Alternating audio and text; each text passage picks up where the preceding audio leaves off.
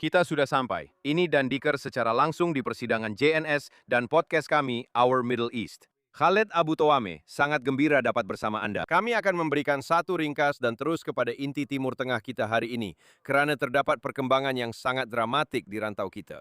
Dan saya ingin menyambung semula dari mana kita berhenti beberapa menit yang lalu. Apa yang sebenarnya kurang ditekankan dan saya rasa ramai orang agak buta mengenainya ialah reaksi dunia Arab terhadap rundingan semasa antara Amerika Syarikat dan Republik Islam. Dan orang ramai menganggap bahawa dunia Arab menyokong Republik Islam. Sebenarnya itu tidak benar. Malah ia mungkin sebaliknya. Saya telah mengikuti reaksi dunia Arab terhadap perjanjian Iran. Apa yang menarik perhatian saya ialah terdapat ramai orang Arab yang mengatakan perkara yang sama seperti Perdana Menteri Israel, Netanyahu dan penyokong-penyokongnya. Anggapan dalam media barat ialah hanya Netanyahu dan penyokong-penyokongnya sahaja yang menentang perjanjian Iran itu. Ini tidak benar. Saya mengikuti apa yang dikatakan oleh orang Arab dan mereka berkongsi kebimbangan yang sama seperti Israel. Semakin ramai orang Arab mengatakan bahawa mereka sangat bimbang tentang perjanjian ini. Perjanjian ini tidak menangani dengan secukupnya atau sewajarnya peluru berpandu balistik dan program nuklir Iran. Ia tidak menangani proksi-proksi Iran. Ia tidak menangani isu-isu lain yang kami bimbangkan. Bagaimana pula, sebagai contoh, saya akan berikan Anda satu contoh. Orang di Teluk berkata, sekarang kami terdedah. Siapa yang akan menjaga keselamatan kami? Dan yang lebih penting, mereka bertanya, kenapa kami dikecualikan daripada rundingan dengan Iran ini? Kecuali Qatar, kebanyakan negara Arab lain tidak terlibat. Itu satu komen yang menarik. Mengenai mengapa dunia Arab sebenarnya diketepikan jika Anda mahu atau diabaikan dalam rundingan ini, kerana mereka, dunia Arab, adalah mangsa yang lebih besar kepada rejim Iran, peluru berpandu balistik, dan drone pembunuh berbanding Israel. 2/3 daripada semua drone pembunuh dan peluru berpandu balistik sedang menyerang negara-negara Teluk. Pelabuhan mereka, lapangan terbang mereka, infrastruktur tenaga mereka telah diserang. Kuwait, Oman dan negara-negara lain, Emiria Arab Bersatu dan Bahrain. Arab Saudi juga. Dan mereka berkata, apa yang sedang berlaku? Ini adalah sesuatu yang berkaitan dengan keselamatan kami. Kamu membuat perjanjian tanpa pengetahuan kami. Terdapat perasaan kekecewaan yang mendalam di banyak ibu kota Arab. Dan ini tidak baik. Persepsi di dunia Arab ialah bahawa Amerika Syarikat telah memalingkan belakangnya bukan sahaja kepada Israel, tetapi juga kepada sekutu tradisional Arabnya. Ini sangat buruk untuk kredibiliti Amerika Syarikat di Timur Tengah. Ia juga sangat buruk sudah tentu untuk Israel. Sekarang, apa yang baik mengenainya, sebaliknya, ialah ia mewujudkan sejenis pakatan antara Israel dan beberapa negara Teluk kerana mereka melihat bersama atau mereka mempunyai kebimbangan yang sama. Mereka berkongsi kebimbangan yang sama mengenai perjanjian ini. Dan ada satu perkara yang sangat penting yang orang tak sedar, Lubnan. Saya perasan ramai orang di Lubnan sangat bimbang tentang perjanjian ini. Kenapa? Kerana Iran telah berjaya mengaitkan isu Lubnan dan Hizbullah dengan perjanjian ini. Jadi apa yang akan berlaku mulai sekarang?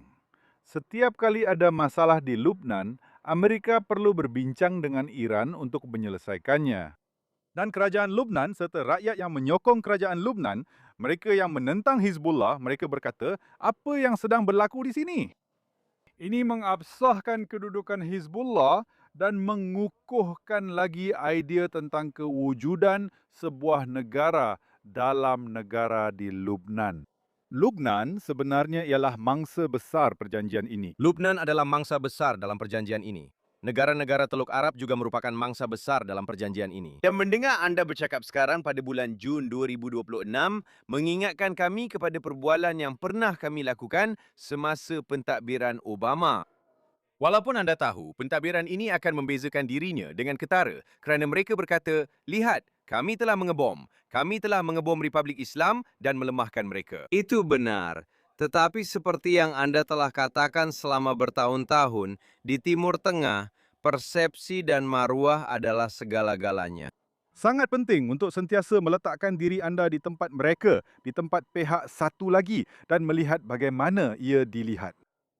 Perjanjian ini dilihat oleh ramai orang Arab dan ramai orang Islam sebagai penyerahan diri oleh Amerika Syarikat dan sudah tentu Israel.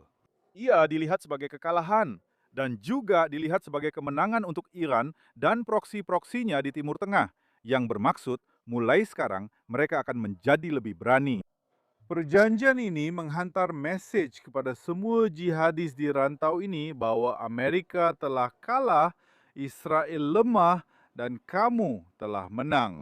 Ini adalah mesej yang sangat buruk untuk Amerika dan untuk Israel. Jadi persoalannya, adakah krisis ini membuka peluang bagi Israel? Pada zaman Obama, saya ingat negara-negara Teluk secara senyap-senyap mendekati Israel dan sebaliknya karena mereka telah hilang keyakinan terhadap Obama. Mereka sebenarnya tidak pernah benar-benar yakin dengan Obama. Tetapi di sini Anda boleh berhujah bahwa keadaannya lebih teruk karena Trump adalah seorang presiden yang kuat. Dia memang mengambil tindakan yang sangat agresif, ofensif, dan belum pernah berlaku sebelum ini terhadap Republik Islam. Banyak kepada saya rasa mungkin mengejutkan, tetapi sudah pasti memuaskan dunia Arab. Dan untuk dia melakukannya, apa yang nampaknya seperti perubahan 180 derajat sementara, untuk mengambil banyak langkah ke belakang. Walaupun saya percaya sebagai penganalisis rantau ini, bahwa ini hanyalah satu langkah ke belakang. Untuk maju 2 atau 3 langkah ke hadapan, walaupun kita belum sampai ke tahap itu lagi. Adakah ini membuka peluang untuk Israel mendekati jiran-jiran Arabnya dengan lebih tegas dan berkata, "Yallah bo, mari kita bekerja sama, mari kita berkolaborasi bersama." Jadi, seperti yang saya dan Anda tahu, Israel telah berusaha mendekati negara-negara Arab lain dalam beberapa tahun kebelakangan ini, terutamanya Arab Saudi. Malangnya, kita masih belum melihat negara-negara ini mengambil langkah ke hadapan untuk mempromosikan normalisasi dengan Israel, dan itu merisaukan saya. Sekarang persoalannya ialah, patutkah Israel meneruskan usahanya? Ya. Adakah terdapat peluang? Sentiasa ada peluang. Musuh masih ada. Iran masih ada. Iran terus menjadi ancaman bukan saja kepada Israel tetapi juga kepada Arab Saudi, kepada Emiria Arab Bersatu. Apa yang kita perlukan sekarang ialah sokongan Amerika. Banyak perkara bergantung kepada sejauh mana tekanan yang Presiden Trump bersedia untuk berikan kepada Arab Saudi dan negara-negara Teluk lain untuk menyertai Perjanjian Abraham. Tidak cukup hanya memberi tekanan kepada Israel. Apa yang kita lihat sekarang ialah banyak tekanan diberikan kepada Israel. Tetapi bagaimana pula dengan tekanan ke atas negara-negara Arab untuk memperluaskan Perjanjian Abraham? Presiden Trump yang perlu merebut peluang ini. Memang ada peluang sekarang ya, tetapi ia bergantung kepada sejauh mana ketegasan pentadbiran Trump. Dan sekali lagi, isu Palestin kembali menjadi faktor kerana kita berdua tahu bahawa pihak Saudi itu, Mohammed bin Salman, putera mahkota, telah berkata begitu. Satu-satunya cara kerajaan itu boleh mempertimbangkan versi sendiri Perjanjian Abraham ialah jika terdapat perkembangan kemajuan yang serius dalam isu Palestin. Sekarang pertimbangan saya ialah jika ada. Jika Arab Saudi dan negara-negara Teluk yang lain sangat bimbang tentang tindakan agresif Republik Islam yang berterusan terhadap mereka, sama ada pada masa lalu, sekarang, atau akan datang. Adakah itu cukup untuk membuka atau melepaskan tekanan Palestin dan membuat mereka bergerak ke hadapan dalam proses normalisasi? Kemudian, saya rasa kebanyakan negara Arab sebenarnya tidak begitu peduli tentang rakyat Palestin, termasuk Arab Saudi sebenarnya. Tetapi anda tahu, mereka sentiasa menggunakan isu Palestin sebagai kad mereka. Atas pelbagai sebab, terutamanya sebab dalaman. Isu Palestin sangat popular dalam kalangan rakyat Arab. Jadi, jika anda memainkan isu Palestin, anda dianggap pemimpin yang baik. Anda bukan pengkhianat. Dan inilah yang sedang dilakukan oleh MBS, Mohammed bin Salman sekarang. Anda tahu, menegaskan tentang penubuhan negara Palestin. Macam anda tahu, anda ini hidup di planet mana? Selepas peristiwa 7 Oktober, semua perbincangan tentang negara Palestin ini hanyalah satu ilusi. Ia sebenarnya satu ilusi yang berbahaya. Dan sudah tiba masanya untuk pihak Saudi sedar dan menyedari bahawa keadaan telah berubah di Timur Tengah. Israel dan pihak lain perlu menjelaskan kepada mereka bahawa rantau ini telah berubah selepas 7 Oktober. Letakkan keseluruhan isu Palestin anda tahu ke tepi dahulu. Berhenti bercakap tentang negara Palestin buat masa ini. Tangani isu-isu yang lebih mendesak. Tangani ancaman Iran. Palestin boleh tunggu. Saya akan beritahu anda kenapa, kerana ada masalah yang sangat serius di pihak Palestin. Tiada rakan untuk sebarang perjanjian di pihak Palestin. Palestin mempunyai dua kepimpinan. Salah satu daripada mereka tidak mahu berdamai dengan Israel. Yang satu lagi tidak mampu berdamai dengan Israel. Jadi apabila anda bercakap tentang sebuah negara, Palestin sekarang, anda sebenarnya mengabaikan realiti situasi Palestin. Rakyat Palestin belum bersedia untuk menjadi sebuah negara. Mereka sendiri yang mengatakannya. Mereka pun tak mampu mengadakan pilihan raya sebenarnya. Bagaimana anda mahu mereka, anda tahu, mengisytiharkan kemerdekaan? Dan kedua-dua kepimpinan itu pun tidak mendapat sokongan majoriti rakyat Palestin. Mereka telah hilang kredibiliti. Kedua-duanya dianggap korup. Jadi, kita tunggu dulu tentang perkara itu. Kita sepatutnya sekarang fokus kepada isu serantau dan saya rasa itulah yang perlu dilakukan oleh pentadbiran Trump. Pergi kepada pihak Saudi dan katakan, dengar sini, kita bukan lagi di era 80-an, kita bukan lagi di era 90-an. Perbincangan tentang sebuah negara Palestin tidak relevan buat masa ini. Mari kita tangani isu-isu lain dahulu. Anda boleh menjalinkan hubungan normal dengan Israel.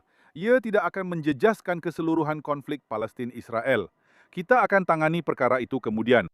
Mesir telah menandatangani perjanjian damai dengan Israel. Ia tidak menjejaskan isu Palestin. Jordan juga melakukan perkara yang sama. Kemudian kita ada perjanjian Abraham. Rakyat Palestin boleh tunggu.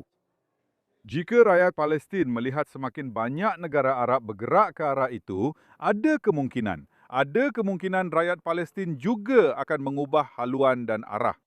Tetapi selagi rakyat Palestin terus menahan dunia Arab sebagai tebusan, kita tidak akan melihat sebarang kemajuan. Dan itulah sebabnya saya percaya pentadbiran Trump perlu menilai semula atau mengkaji semula keseluruhan strateginya terhadap Timur Tengah. Sekarang di sini ada satu. Bukan pandangan bertentangan, tetapi mungkin pandangan yang oportunistik.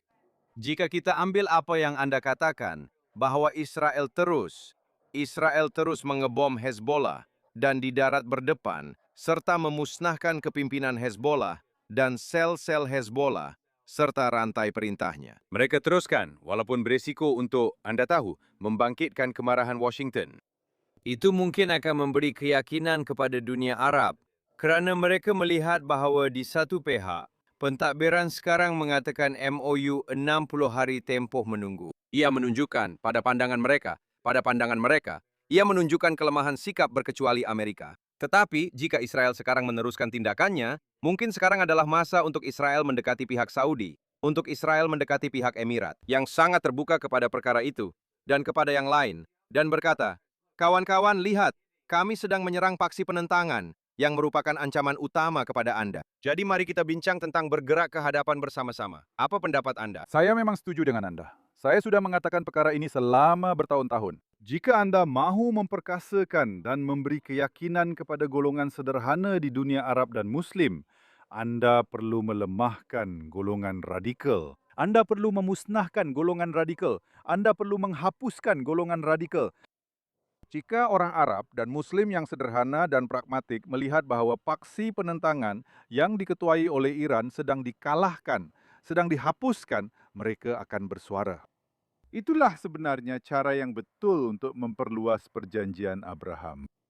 Tetapi apabila orang Arab dan Muslim melihat bahawa rejim Iran dan proksinya masih utuh, mereka berasa keberatan untuk menyertai mana-mana.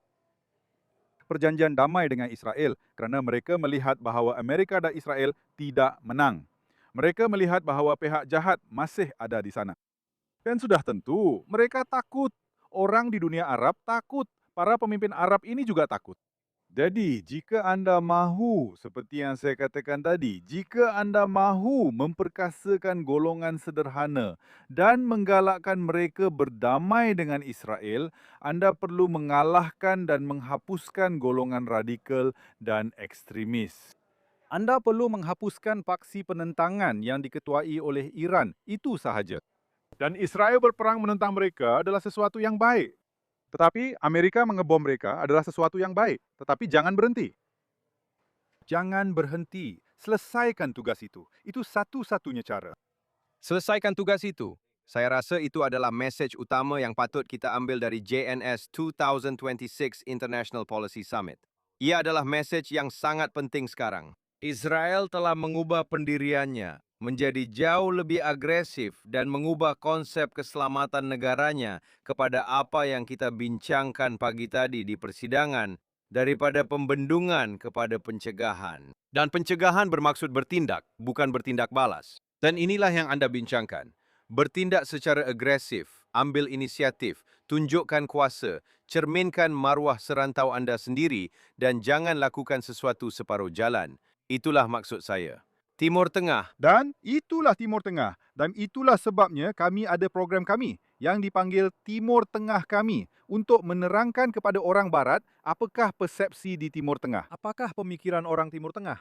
Dan inilah yang sedang kita bincangkan sekarang. Ya, inilah pemikiran orang Timur Tengah. Dan sangat seronok untuk berbincang tentang saat ini dalam pemikiran orang Timur Tengah bersama Anda, Khaled Abu Tuame, sahabat dan rakan sekerja saya, 31, 30, 31 tahun malah. Ya Allah, malah lebih lama. Seronok berada di sini di tengah-tengah Baitul Maqdis. Terima kasih dan sangat gembira dapat berjumpa Anda untuk program Timur Tengah kita dan saya menantikan program kita yang seterusnya. Terima kasih, terima kasih.